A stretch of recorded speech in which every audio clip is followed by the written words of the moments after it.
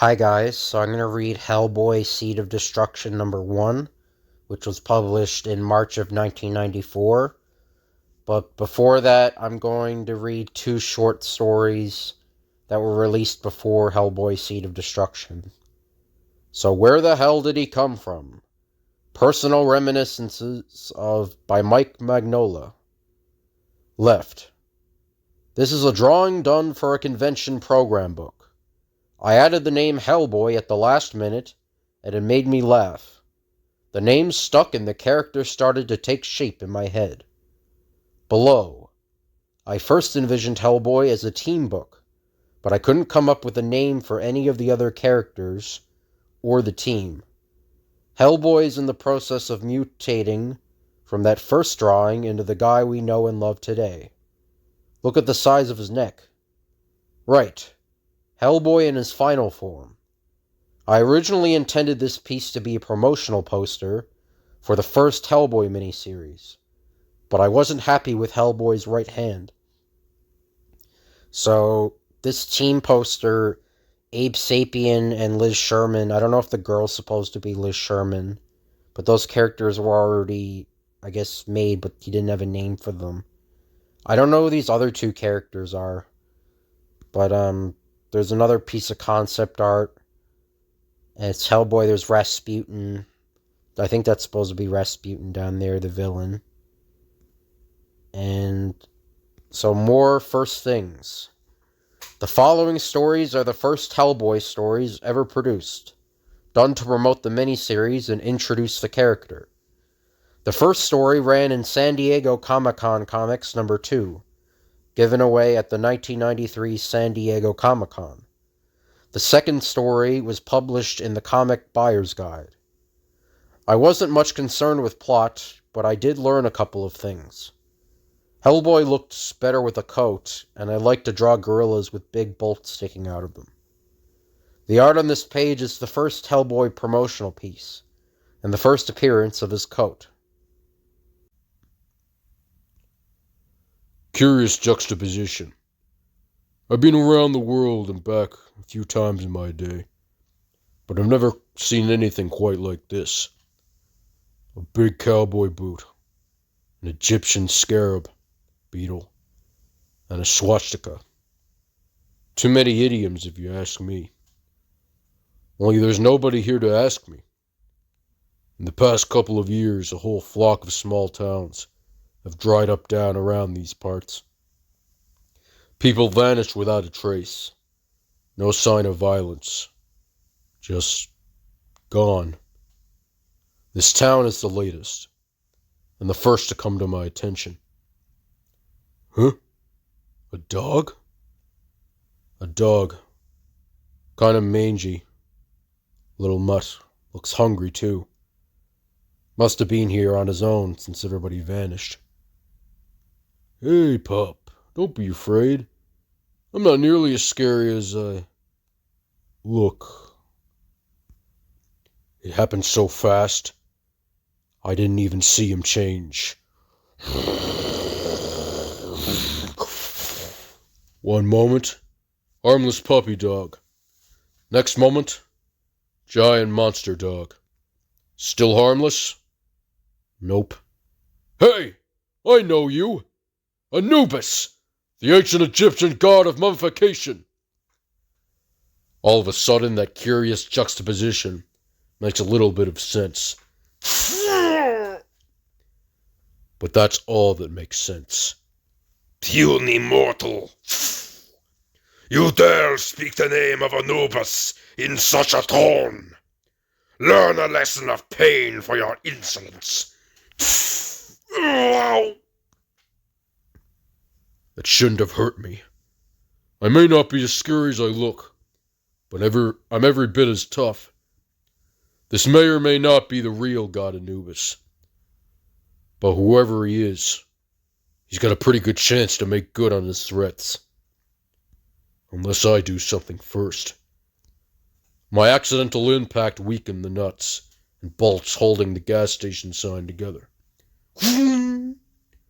Let's see what a couple of deliberate hits will do. Yeah, maybe he's really Anubis, but the arrow goes into him with a red, wet noise, like any kind of flesh getting sliced.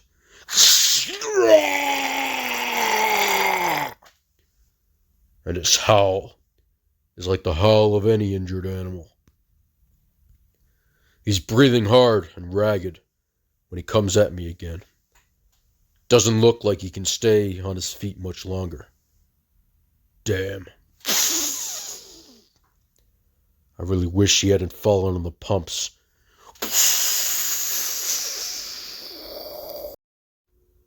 Mike Mignola's Hellboy, world's greatest paranormal investigator, coming in 1994. Mike Mignola, story and art. John Byrne, script and emotional support. And now Mike Mignola's Hellboy, world's greatest paranormal investigator. Freeze! I don't know what you're doing, but I don't like it. Brutus, destroy the interloper. Nothing must prevent the transference of nutrient fluids. Huh? No, please. The brain in a bottle is Herman von Klimt. Professor Dr. Herman von Klimt. For those who care about titles.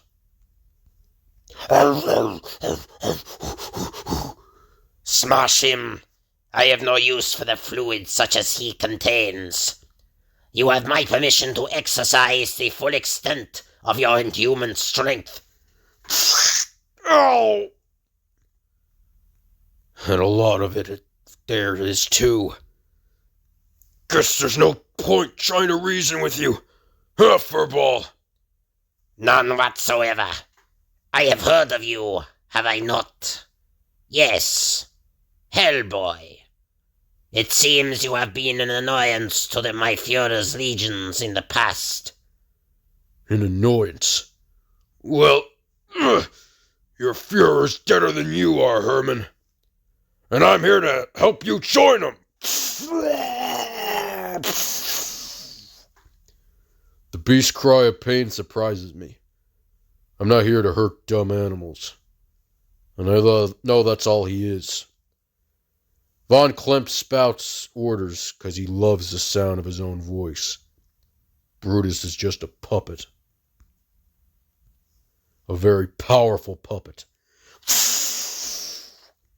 I'm not sure at this point how much of this is Von Klimt's direction, and how much is his reaction to the pain of his shattered hand. Unfortunately, either way, I don't have much choice in how to deal with him. Sorry, Fuzzy. I know this hurts, so I'll try to put you to sleep as fast as I can. I kick him as hard as I can in the two main nerve junctions, just under his big jaw. It's a dangerous move, if I misjudge his strength, and he doesn't go. Fools! Imbeciles! Stop this senseless fighting! You smashed the lab! You've destroyed my precious equipment! Hey, hate to be the one to break it to you, Herman, but that's why I'm here. Please help me. The girl is still alive. The transfusion can still be accomplished. Huh? You can talk? Maybe it's some kind of Nazi ventriloquism. Or maybe I hadn't been given the straight dope on Brutus. Either way, I know right off I don't want to hear that voice again.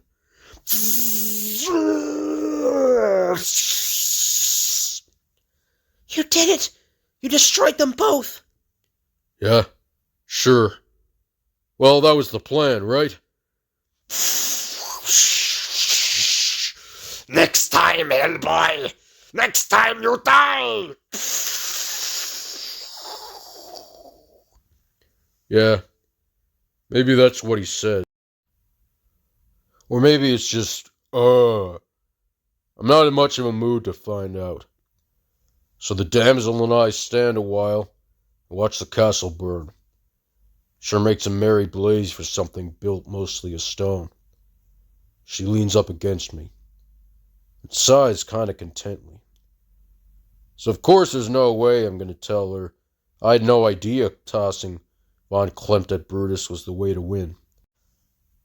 So again, it's by Mike Mignola. It was all his idea, and John Byrne along for the ride. And here's the cover to the comic. So Mike Mignola's Hellboy, Seed of Destruction, by Mignola, Byrne, and Cherriello. I think that's how you pronounce that name. But Hellboy, Seed of Destruction. Mike Mignola, plot and art. John Byrne, script. Mark Chiarello, colors. Barbara Kessel, edits. Kevin Nolan, logo design. Journal of First Sergeants George Whitman, USA, 12/23/44. East Bromwich, England. We've been here for 2 days now, and it isn't getting any better.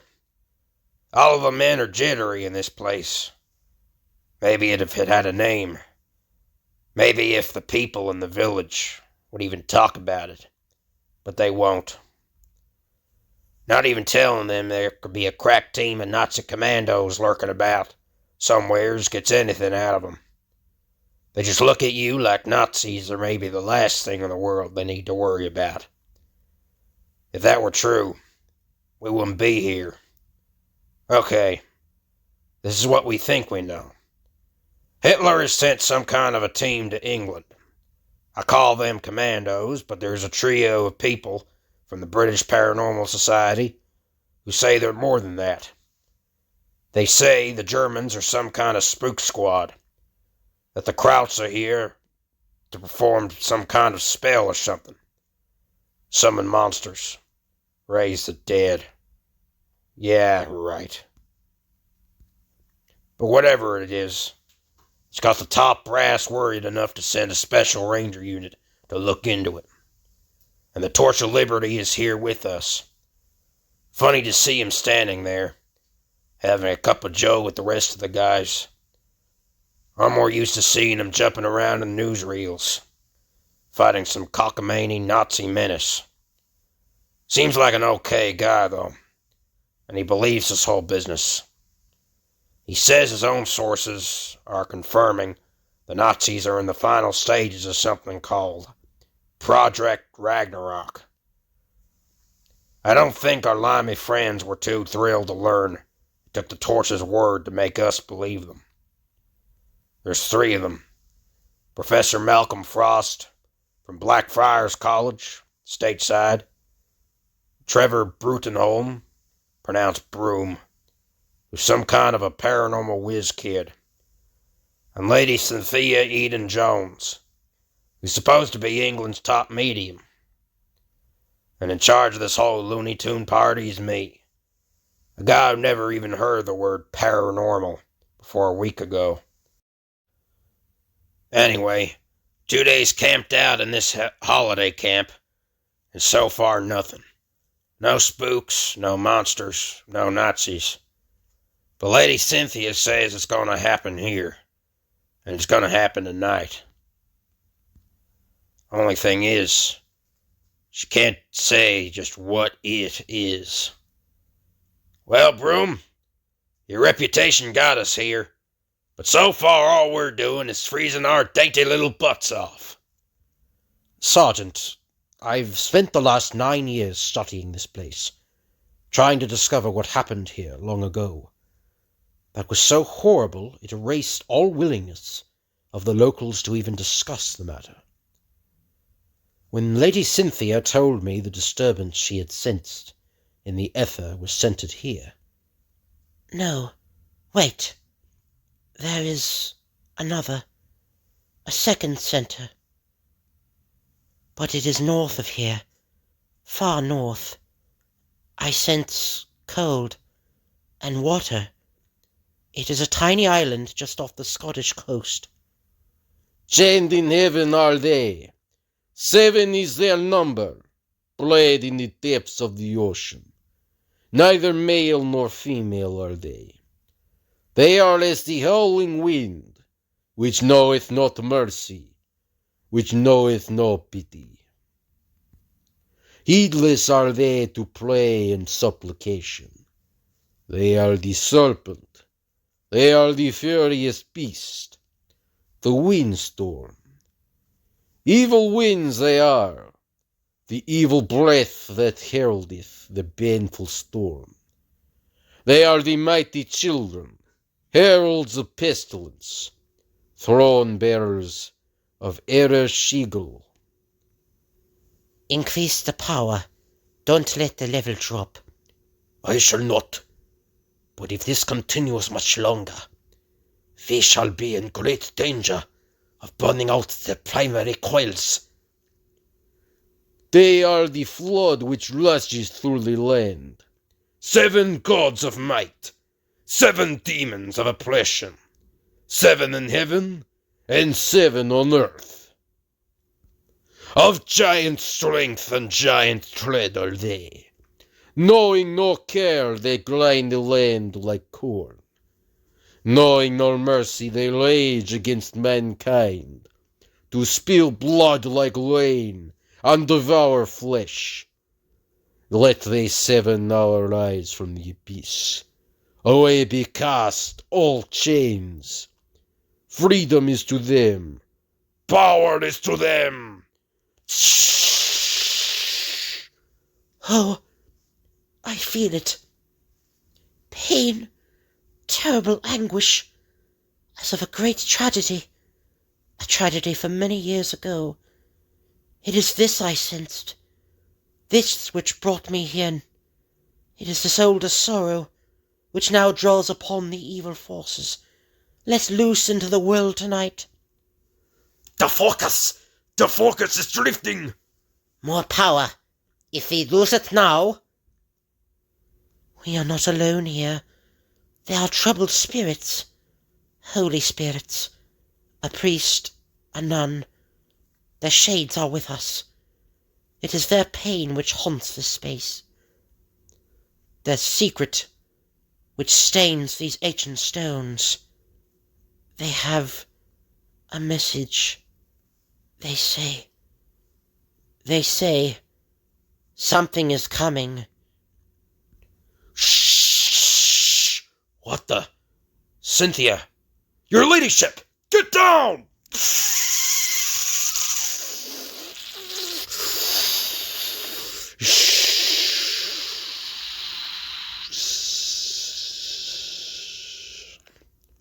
Well, this bleak place seems remarkably unchanged for a miracle to have occurred here. Spare me your sarcasm, Von Klopt. Sarcasm? My sarcasm is the very least of your worries, sorcerer. You promised the Führer a miracle, something which would reverse the course of this war, and ensure the victory of the Reich. Herr Hitler does not take kindly to failure. I have not failed, Von Klopt. I have set in motion events which cannot be reversed or undone. I promised Herr Hitler a miracle. I have made one. Holy! Shoot it! Kill it! It's a demon!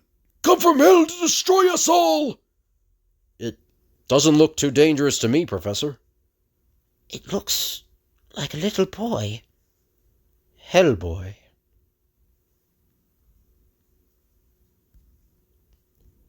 Hellboy. I could not guess then that I was naming him. But the Hellboy incident it became, and the Hellboy incident, it has remained all through the years. Years in which our best efforts to uncover his secrets ultimately left us knowing little more than we did that first day, 35 years ago. 35 years. Closer to 50 now. And yet, so much more, as though it belonged to another lifetime, someone else's lifetime, not mine anymore. I feel cut in half, cut off from my past. Since, no, can't remember. Too old. You look just fine to me, sir. It's been 10 months since the Cavendish expedition was given up for lost. The whole world thinks you're dead. It's good to see you alive, sir. You came. Thank you. And yet, it isn't. For as long as I can remember, Trevor Brutenholm has been like a father to me. To see him like this, a shadow of the man he was the last time I saw him, it makes me feel somehow like it might have been better if he had died. There is something I must tell you, Hellboy. Something very important. But I can't remember. I can't. Take it easy, sir. Slow and easy. Like you taught me. Let it come at its own pace. I talked to him calmly, steadily, like there's nothing to worry about. Like the look on his face doesn't send cold shudders up and down my spine. Finally, The expedition. The 3 Cavendish boys. Seven Olafson, the renowned Arctic explorer. Me. Yes, I remember. 19 days out of Bull Harbor.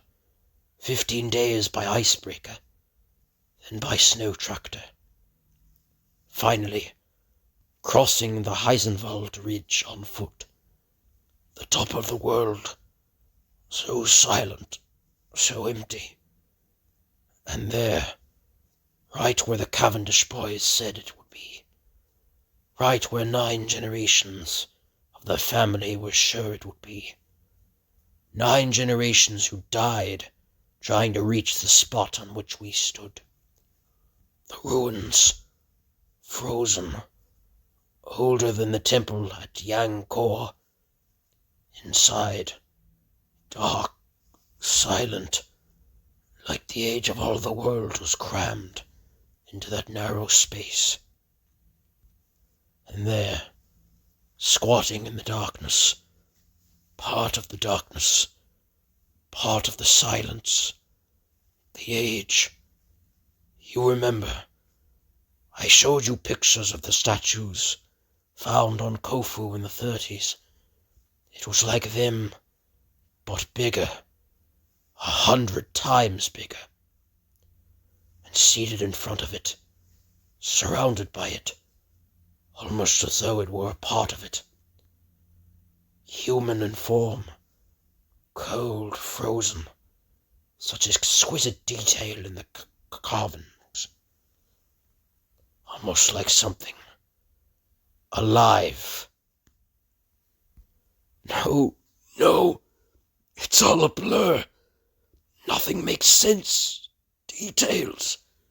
Events all out of order. Screaming. I remember there was screaming. Then there was the New York skyline. I jumped overboard, swam to shore, came here. But before that, on the icebreaker again. No idea how I got there. Got here. Called you. You came. shh. Don't worry, sir. Everything is fine now. I'm here. We'll work everything out. Just take your time. Don't push yourself. No. Pushed myself enough in the last. How long has it been? 10 months, you said. 10 months of my life I just can't remember. Sir? Sir, you've got frogs. Run! Run in God's name, Hellboy! Get away! Save yourself! Sir? Sir?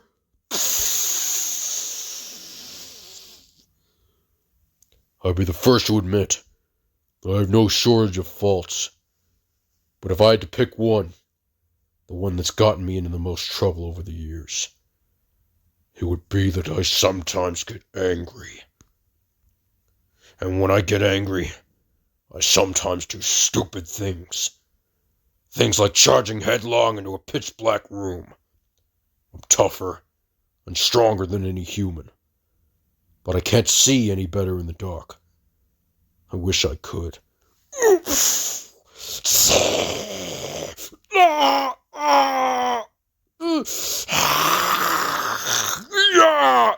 Cut that out! He did something to me. His tongue was wrapped around my arm for all of 2 seconds. But now, everything south of my elbow might as well be made of wood. And my frog-faced friend is coming back to finish the job. He's fast, but this time I'm faster. It's not my flesh and blood arm he's got a hold on. I let him get a taste of my right hand. The hand the best scientists of the last half-century have tried and failed to analyze. They couldn't find out anything. But at least I know one thing about it. It doesn't feel pain. Wonder if Froggy does. At a guess, I'd say yes. At least, something's made him change his attitude all of a sudden. He staggers around a bit, like he's trying to decide what to do next. I decide to help him make up his mind. Feeling is creeping back into my left hand. Mostly it's the worst pain I've ever felt, and I've been hurt by experts. But feeling that also lets me grab and hold the pistol the Torch of Liberty gave me. I don't know who Froggy is or where he came from, but he obviously knows a gun when he sees one. He bolts for the closest window. It happens to be the bathroom. And I'm gonna let him go outside like hell!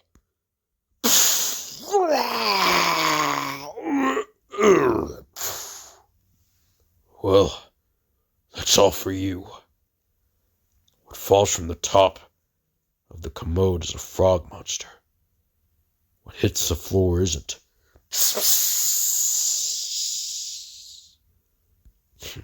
I stumble back down the hall and make a call to the head office, to the Bureau of Paranormal Research and Defense. Dr. Manning? Hellboy is on line 7. Hellboy, are you all right? Yeah, I'm okay. I'm still in Brooklyn. No, he's dead. Something was here. Something that wasn't human. No, I can't even guess what it was. You better send in some of the lab guys. Let them figure it out. Right, yes, of course. You're free to assemble your own team, as always. And, Hellboy, I'm sorry about Professor Brutenholm. I know how close you were. Yes, goodbye. Well, gentlemen, it would appear we have another messy one on our hands. It is done. He is dead. We are proceeding. Then you will keep your promise. Yes, Emma. Soon. Very soon. So there's like a biography of the Nazis. So Bureau for Paranormal Research and Defense. File number 267999. 9/16/48. Re the Nazi Project Ragna Rok, The Fatal Destiny. To the best determination of the assigned investigative team, Ragna Rok was one of Hitler's many doomsday projects, initiated in the closing days of World War II. Principally, there were known to be 5 individuals, see photos below, involved at key steps of the project, and so far as has been determined, All 5 were present in the final moments. The project was apparently headed by General Klaus Werner von Krupp. See addendum under photo. The culmination of several years' work by the individuals, the ritual performed on Tarmagant Island, see map page 162, on 23rd December 1944, corresponds precisely with the manifestation of the creature now codenamed Hellboy. See file number 25891, the so-called Hellboy incident. Professor Trevor Brutenholm and his staff have examined both Hellboy and the site at Tarmagant Island extensively, and although no physical evidence can be found to link the events, it seems unlikely their temporal juxtaposition is merely a coincidence. Von Krupp, Klaus Werner. Photo taken 12/2/45. Committed to Eisenwald Sanitarium. Died 6 months later. Body discovered to be infested with beetles of unknown species. No explanation. Leopold Kurtz. Born 10/11/15. Whereabouts unknown. Ilsa Hopstein. Born 6/7/19. Whereabouts unknown. Professor Dr. Karl Ruprecht Cronin. Born unknown. Whereabouts unknown. A name unknown. Born unknown. Whereabouts unknown. So yeah, a lot of this story was in the first Hellboy movie. I think it was made in 2004. I should have probably said at the beginning. But, elements of this, and I think the second story miniseries were put in that movie with the Nazis. Hellboy was fighting the Nazis, and Rasputin is this guy, Rasputin. But anyway, I hope you guys enjoyed the video. If you could like, comment, and subscribe, that'd be appreciated. If you have any requests you want me to do, just let me know in the comments down below. So Halloween is tomorrow. I'm going to do a video for Halloween as Tales from the Crypt. Thank you all for watching, and I'll see you guys later.